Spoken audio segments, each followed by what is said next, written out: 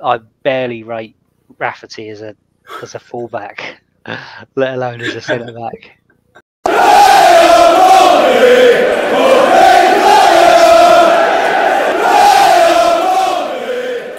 Here we go. It's the Pompey Pod with Mike and Dan. We're a little bit later than usual, but same great content as we have every week. Evening, Dan. How are you? Very well, thank you. How are you? Yeah, good. Maybe had one of these. Oh, you can't even see it there. That too many. But we'll plough on anyway. Carry on regardless. Christmas, isn't it? Christmas, yeah. And all that. Yes, absolutely. Why not? So this week we have had the Shrewsbury. It's been another away match, another clean sheet, another victory, another 3 points, and extended our lead at the top of League One. It's very Pompey-like, Dan, isn't it? It is very Pompey-like. Well, not this season. It's not. Not this season, no. No. But it's long may it continue. It's one of those Blackpool, since the Blackpool game where we got smashed. We've not looked back, have we? It's kind of, we haven't conceded. But 3 out of 4 games away, all 4 wins. Amazing. It's very, very good. Yeah. We came down to earth a little bit with the Wimbledon, but we won't worry about that because that was the EFL Trophy. We'll focus on the Shrewsbury match tonight. We won't even mention that we've mentioned the Wimbledon game. That's it. That's all we need to say because people were losing their shit about that and kind of forgetting how good we've been in the league. But come on, we should talk about it a little bit. We should talk about Wimbledon. Yeah, definitely. Yeah. All right. Should we do that? We do that? Let's talk about the good stuff. Yeah. Talk about the good stuff. So Shrewsbury game, thoughts, please, if you will. I thought it was very good. Very good. Very comfortable.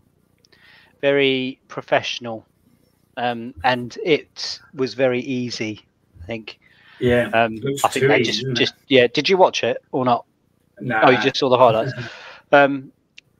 We pretty much just dominated possession. Didn't create a huge amount of chances, but were clinical.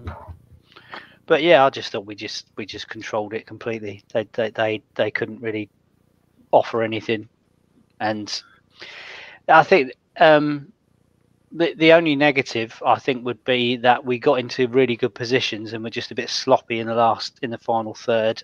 It was almost like we were playing it too casual. Could have had a few more. A bit too much like a training session, yeah. But no, I thought it was very good, very good. So let's talk comfortable through. Win. Nice easy win. It was a nice comfortable win, and I don't think the scoreline flattered us either. It's I think it was very much a comfortable 3-0 away victory. I think that was pretty much. If you look at the stats, sometimes you look at the stats and you think, okay. Well, if you take for example the Man United Liverpool game, Liverpool stats wise should have hammered them, shouldn't they? But this wasn't that sort of game whereby Pompey were on top on everything. It took us a while to get the first goal. It eventually came from a long throw. Just before that, Yengi had that chance where he kind of leant back a little bit. If we're being hypercritical of him, he probably should have. Well, there's no probably. He should have got that on target, shouldn't he? Yeah. Well, if you're shooting from 6 yards, then you'd like to get on target, wouldn't you? Yeah. But the goal did eventually come from a long throw. Talk us through the goal. Long throw into the box. Shrewsbury would be doing their nuts because the ball bounced in the 6-yard box. Yeah, and bounced the far post, and then Kamara did well to sort of stretch his long legs out and get it in. So yeah. If you're Matt Taylor, you'll be fuming, won't you? Because like definitely. you say, it bounces from a throw-in. Any one of a number of players should have probably cleared that. Yeah, and it's kind of really, keep it tight just for half time, lads. It's going at 0-0. Well, even the commentators said all it needs here is a Shrewsbury head, and it's half time. Yeah, and but no one got that head to it. But having said that, I think it was actually a really good finish for Kamara. I think it's not an easy finish, is it? Well, no, but you are 2 yards out, so you've. I mean, yeah, I think. But he's got to get himself around that defender. Yeah, no, yeah, he did well. He seems to be getting stronger each game, doesn't he? So I think there's a little bit of strength. On the subject of their commentators, I thought they were the best this season. Did he? Oh, Yeah, I only they heard loved the us. Andrew They loved Moon us. version. Yeah. Oh no, the Shrewsbury commentators loved us. They were talking about how good we Actually, are, and no, properly, yeah. oh, okay, Properly, yeah, nice. just kept saying, "Oh yeah, this is why Pompey are top of the league, and they got players like this, and they haven't lost in." Just kept saying our stats all the time. Didn't say anything about Shrewsbury. Just kept saying, "Oh yeah, and Pompey haven't lost since they lost to Blackpool, and haven't conceded a goal." So yeah, they were quite good actually. And this is why. This is Yeah. why. Yeah, and yeah, I think I think if you're a Shrewsbury, I think yeah, looking at that game, they didn't offer much. They're obviously mid-ish table. Matt Taylor apparently has done a decent job, but there's a bit of a golfing class, really, wasn't it? Bearing in mind they were the home team and had like 28% possession, very few shots on goal. But yeah, okay. So second goal, Marlon Pack inside the. Oh yeah. Well, what, 2 yards out? In fact, wasn't he? Yeah. Yeah. So Sparks played it down the line to Lane. I not quite sure where the right back had gone because Lane had so much space, didn't he? About 10 seconds to sort of run into the box and then just pick out Pack at the near post for a 2-yard tap in. Lovely Again, stuff. you wouldn't be happy defensively, would you? No, not at all. But I think they were. What minute was that? They were sort of 62 minutes. They still had half an hour to play. I thought maybe the game had been getting a bit stretched by then, but I'm not quite sure what had happened to their defence. And then, but yeah, Kamara with his second, Pompey's third. Good finish. Well, good interception and play from Sadie as well. Nice little ball through, nicely weighted ball because Kamara literally just ran onto it, didn't he? But yeah, good finish there. Has since said he wanted to stay on and get his hat trick, but obviously wasn't to be.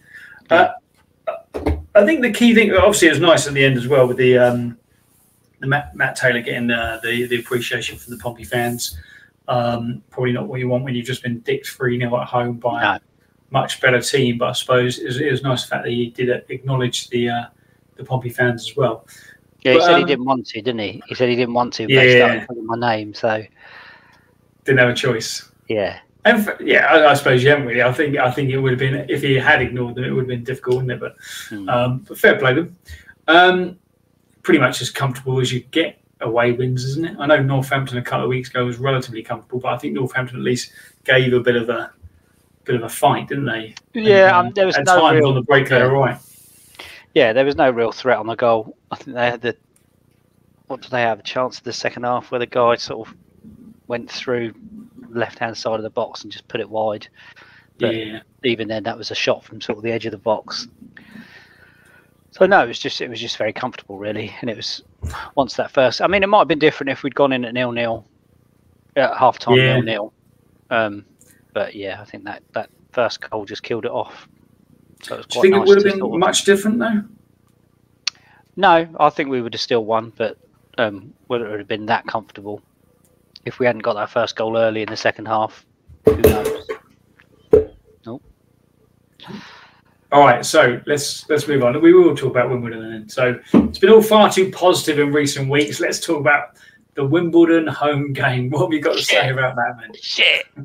What a bag of shit. Well, I think the first thing I would like to say is Rafferty at centre back is a very very interesting. And I was trying. We actually don't, other than Shaughnessy, we don't actually have anyone. There is no one, is there? There's Towler to go play centre back. Raggett. No, yeah, but Raggett was. He's obviously. Yeah, Ogilvy's injured. Raggett was suspended, and Shaughnessy was rested. So yeah, I barely rate Rafferty as a fullback, let alone as a centre back. Fair enough. So did you think he was the key? Well, no, actually, no, he wasn't even. He wasn't even the worst one, was he? No, far from it. I think It was just a complete mess, wasn't it? It was the strange thing was every time Wimbledon came forward, you thought they're going to score. Yeah. And not necessarily because they were looking good. I thought their left winger, I can't remember his name now, but their left winger looked pretty good. Young lad. I think he scored the first goal, didn't he? He looked quite good. But other than that, it was just mistake after mistake from Pompey, wasn't it? Strange things hitting against their own face and just loose passes. Towler apparently wearing some sort of ice skates because every time he tries to get the ball, he just kept falling over. It's like Bambi. Yeah. It's bizarre, and it was very strange. Yeah, and then I thought, well, okay, we've got one back just before half time. Maybe that's the turning point. But no. Yeah. Another mistake. Early second half, 4-1. Yeah. What did you make of a lot has been said on socials about Schofield's performance now?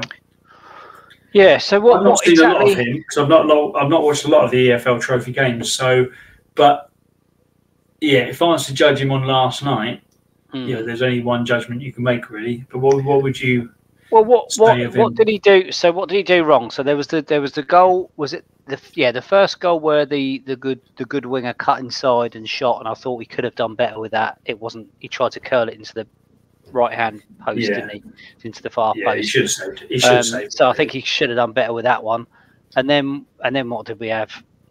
I think it was it the third goal he flapped at. Possibly. Yeah.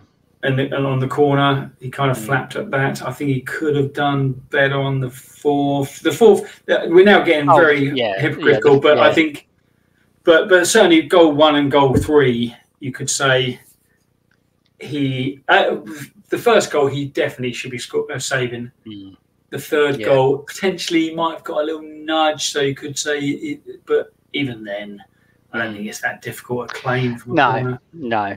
But I think it was just all round shit, wasn't it? I don't even think. Yeah. Oh yeah. I mean, I think if that would have been Terry Devlin's first game before he'd been playing, you would have said this guy is nowhere near good enough for the first team. Yeah, because he just had a shocker, didn't he? Yeah. Yeah, gave away the ball for the first one. Gave away the ball. Was it for the second one as well, or maybe the third? Yeah. Couldn't shoot. Couldn't really pass. Just couldn't do anything. Could he? Fouled. Got wound up. He had a really bad game, didn't he? Yeah. But he has. Let's excuse him. He's a young lad who is still learning his trade. He has done it all right in the first team. That game. Oh no, I think he's all right. It was not his finest hour, was it?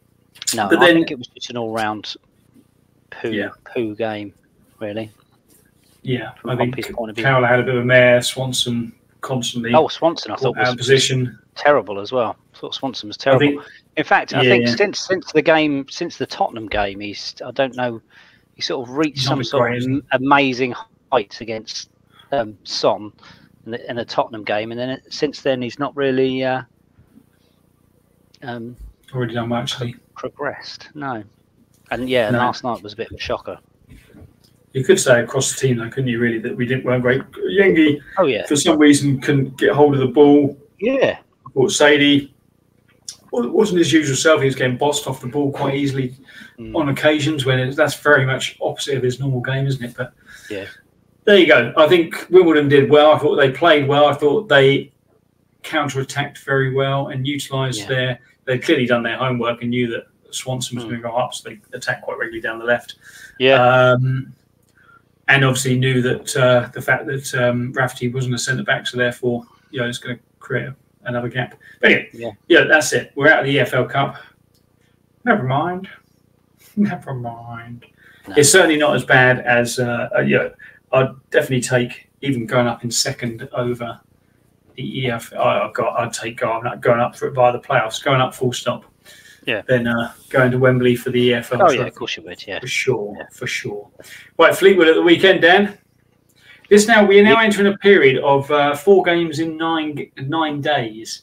So obviously this silly season over Christmas, you've got 23rd, 26th, 29th, and then the 1st, which is which when you look at the games we're playing, actually we're kind of in a way lucky that we are playing who we're playing, but it's also a good chance for the teams those sort of teams to actually potentially nick a point or 3 off us, I think. Isn't it? We've got the likes of Fleetwood, Exeter, I can't remember the rest off the top of my head, but I'll go through them, shall I?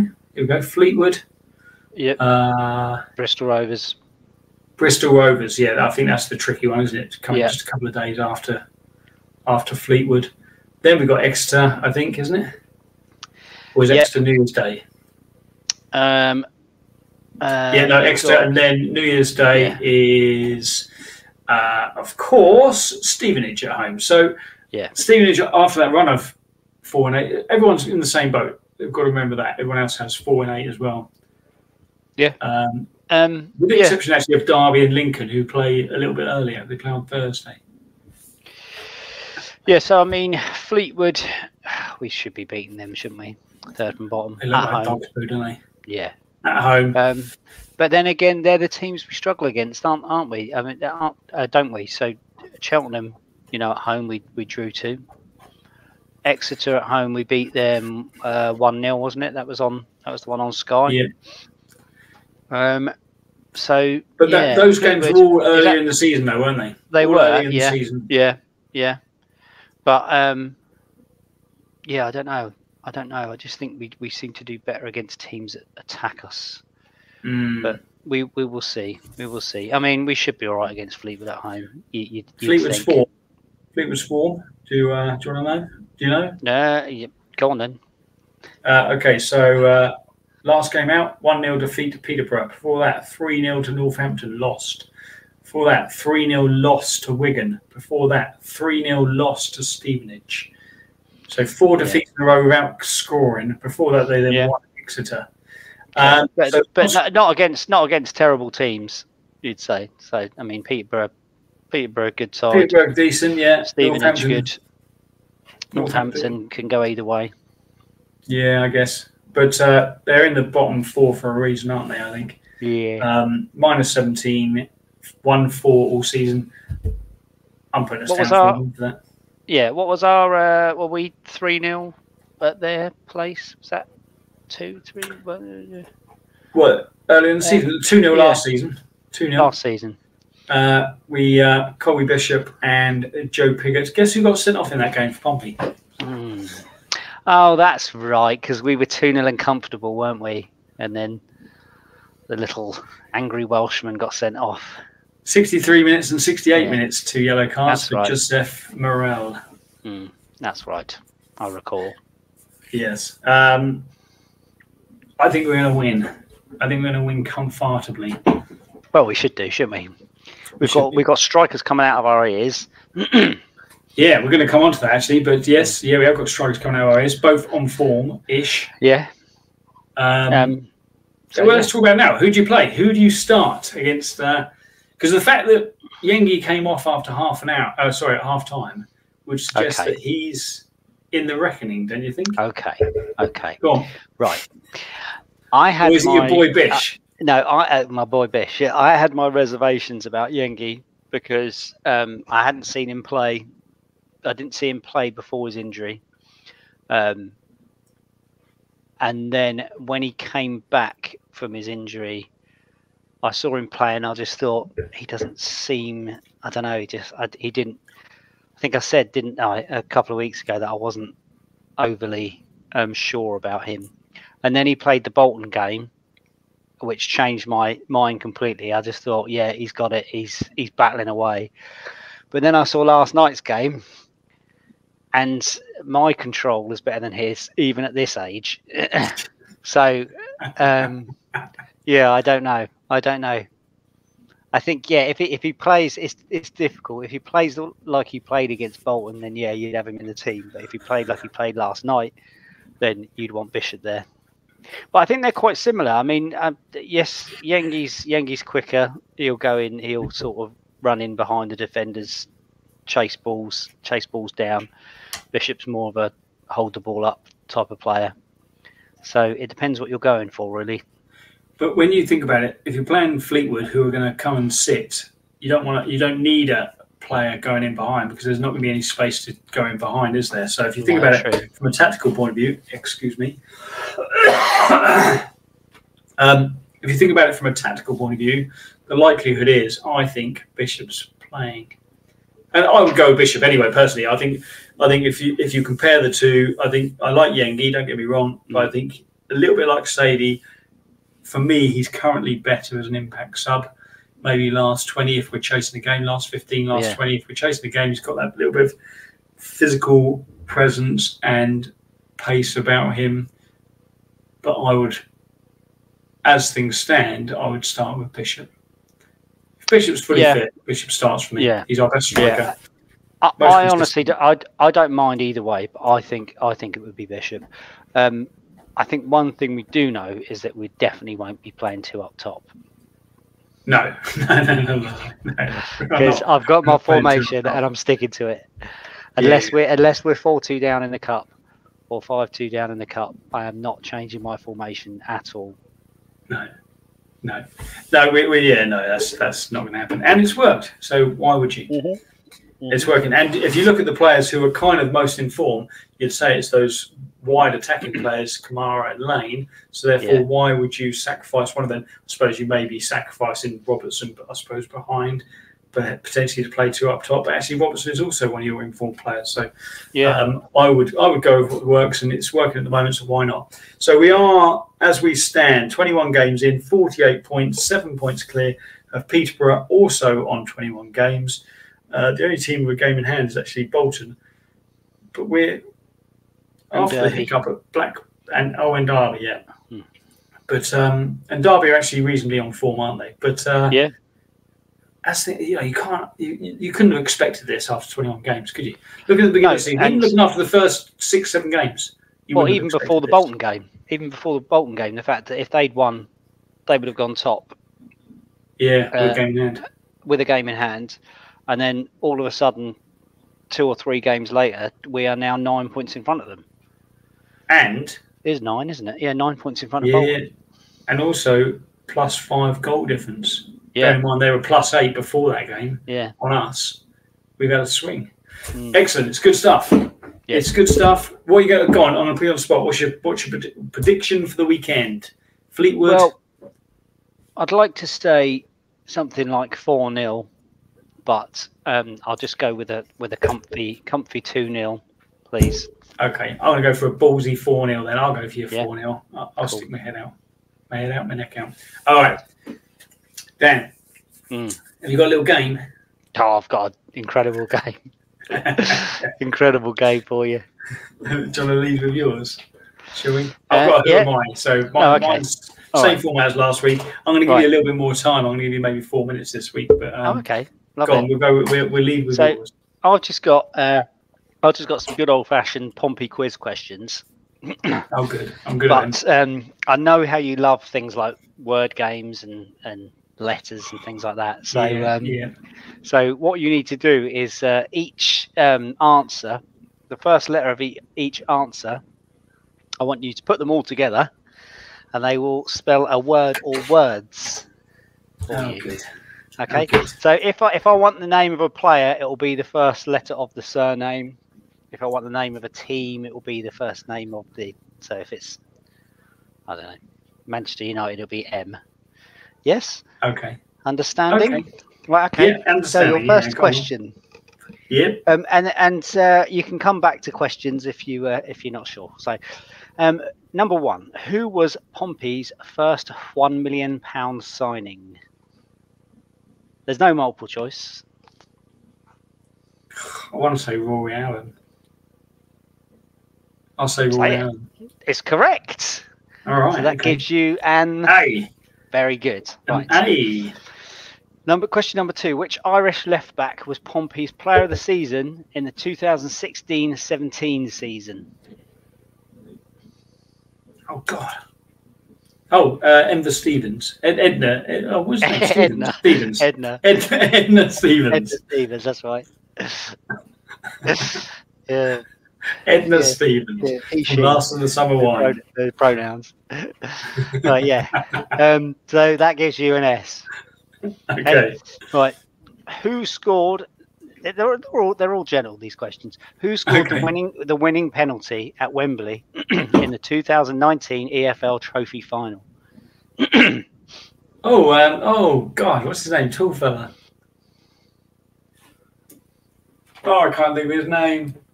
Can't give you tall fella, I'm afraid. Peter Crouch? No. Jeff Silly. Goldblum? He's now at Gillingham. Do you want to come back to that one? Oh my God. Yeah. Go on then, right. I'm going to write down tall fella. Okay. Question number 4. Which player did Harry Redknapp... Now, you either know this one or you don't, which is obvious, but... yeah. Which player did Harry Redknapp once compare...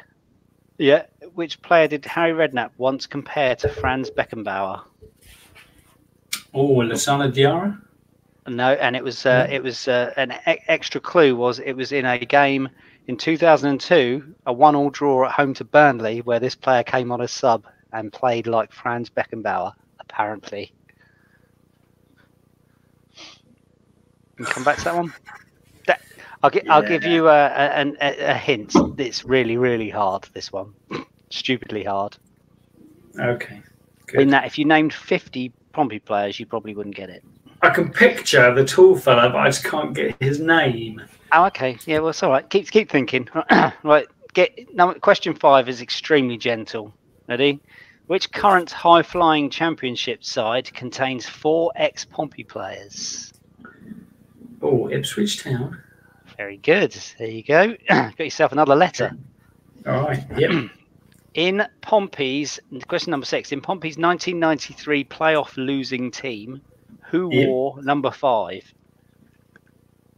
And number 5 that season. Sorry, what year? 1993. So the year they got to the playoffs, lost to Leicester over 2 legs due to an offside goal. Was it Ian Olney was the offside goal? Was it Ian Olney? Ian Ormondroyd. Ormondroyd, that's it. Mm. No, I'm going to have to come back on that. Come back to that one. Question 7. Who did Pompey beat 6-1 to secure the League 2 title on the final day of the 16-17 campaign? Hang on, I'm still thinking about the one before. Is it Andy Orford? No. Kit Simons. Yes, there you go. Kit Simons. Yeah. Right, let's go back to that. The guy next one. Who did Pompey beat 6-1 to secure the League 2 title on the final day of the 16-17 campaign? Who did they beat? Oh, yeah. Christ. Do you remember? They suddenly won the league. It was like 6-1 or something, wasn't it? Exactly that. That was in the question. Who did Pompey beat 6-1 to secure the League 2 title on the final day of the 16-17 campaign? Oh God, stripes. They wear stripes, don't they? Was it Notts County? No. No. No. No. I'll give you an extra hint. I'll give you an extra hint. We played them this season. Do they wear stripes? Do you know what, Mike? Don't ask me about stripes because I don't know. I don't think. Yes, I think they do. I'm not sure. Yeah, I think they do. We've played them this season, but not necessarily in the league. But not necessarily in the league. Oh, I don't know. Next. Come on. Who else have we played but not in the league this season? And they might have even beat us as well. Gillingham. They've even beaten us as well this season. Oh, Blackpool. No, not in the fucking league. Peterborough. Come on, who beat us fucking 1-0 in the FA Cup? Oh, Chesterfield. Oh no! Sorry, I'm getting confused now. Yeah, ignore that. No, it sounds like See, I've balled that up now, haven't I? I looked at the first 5 letters. No, I looked at the first 3 letters and thought, oh yeah, no, okay, it's the same first 3 letters then. Oh, Cheltenham. I didn't even read it. Yeah, there you go. I didn't even read it properly myself. Cheltenham is correct. Well done. Just edit that in. Yeah. All right. Good, quick answer that, Mike. Yeah. Right. Nice. Question 8. Cheltenham. Which current? Cheltenham. That's Nothing. Which current Portsmouth defender finished joint 9th top goal scorer in the 1920 season with 2 goals? For Portsmouth, Raggett. Yeah, correct. Okay. And your final first question thing, first read out question is: which ex-Portsmouth midfielder scored the 2nd goal in the 1992 FA Cup final? Sorry, say again. Which 1992 FA Cup final? Yeah, which ex-Pompey midfielder scored the 2nd goal in the 1992 FA Cup final? Oh, what was 1992 FA Cup Or was final? or was it the first goal? I think it was the second goal. I'm sure it was the second goal. 92. Let's That just was say he scored in the Arsenal. 1992. Oh, Nope. was it Merce? 1992 wasn't that Arsenal? Put it this way: we were in the semi-finals that year. Oh, Liverpool, Sunderland, and so former Portsmouth midfielder. Yep. For Liverpool. Oh, Yep. Yeah, but was predominantly at Arsenal. Was it Carter? No. I don't know. Do you want the answer to that one? Yeah, go on. Michael Thomas. Did you say former Portsmouth midfielder? Yeah, he played for Pompey. Did he? Brief. I don't remember him playing for Portsmouth. Yeah, very briefly. Oh, in fact, I've got it here. He played. He played on loan, I think. Okay, I don't remember him playing for us. Okay, so I'm missing. I've obviously worked out the anagram is Christmas, so I'm missing. Very good. H. Yeah, come on then. H is Ian. Who's the tall guy? Ian Hislop is the tall guy. Come on, who's the tall guy? Ollie. What's his name? Ollie. Ollie. Oh my God, I can't think of his name. Ollie Hawkins. Hawkins, for God's sake. And then I is, what was that clue? Ipswich. You had Ipswich for that one. Come on, mate. Oh, yeah. Okay, what's the letter I'm missing then? Okay, the letter you're missing is M. T. Which played team? Oh, no, T was Thomas. T was Thomas. Yeah. M. Which player did Harry Redknapp once compare to Franz Beckenbauer? Oh, I don't know. M. Mwemba. No, it's Stefani Miglioranzi. Oh, really? Yeah. Wow, there you go. Christmas Hawkins. is correct. Hawkins. That is the anagram. Hawkins. Well done. You enjoyed that, didn't you? Yeah. All right. Thanks, Dan. I enjoyed that. That was better than the usual ones where people will watch that and go, for fuck's sake. Yeah. What are these two clowns? Well, not two clowns, just the one clown. Yeah, come on. Well, no, I think they would have when I started going about Chesterfield. I think it had been. Oh yeah. The part That's where they lost sympathy for me. Right, here we go. I'm not starting with David James this week because I can't, because it's Who Am I? However, there is a link, and you will see as many as you can, Dan, in 4 minutes. What was your score last week? 9 points, wasn't it? Was it 9? No, 8 points, I think, wasn't it? Two for each, I think. Sure. See if you can beat 8. Okay. Who am I? 4 minutes. Well, you're going to beat 8. You've got an extra minute, but here am I starting now for 4 points. Starting now. I'm a goalkeeper born in Salford, Greater Manchester, October 1970. Oh, that's it. Yep, 53. Salford, 53 years old. Manchester, 53 years old. Are these Pompeys as well? Are they Pompey? Yeah. All Pompey linked. Okay. All Pompey linked. Pompey, 53 years old. Pompey. Goalkeeper. Oh, for God's sake, come on. Okay, do you want the next one? Just move on, yeah.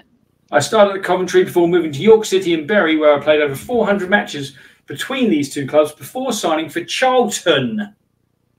Hislop. Negative. 2 points. I signed for Portsmouth in January 2006, where I played a large part in the escape from relegation that same season. Kiley. Dean Kiley is correct. Right, next one up. 4 points. I'm a defender / midfielder born in Oxford, 27th of November, 1981. 42. Oxford and what? He was born in Oxford. That's it. Born in Oxford. That was it. He's just born in Oxford. Yep. And he's a defender, 42. / midfielder.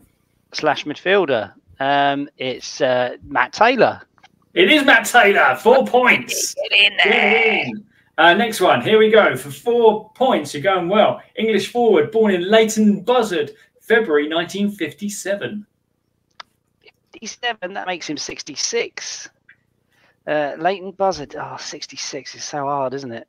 It's the 66. Think of the era. Looking at So 30 years ago, that's 40 years ago, he'd been 26, so that's the 80s, that's 70. Oh, I don't know. Leighton Buzzard, Alan Bailey. No, he's been. No, Alan Bailey's carry on. correct.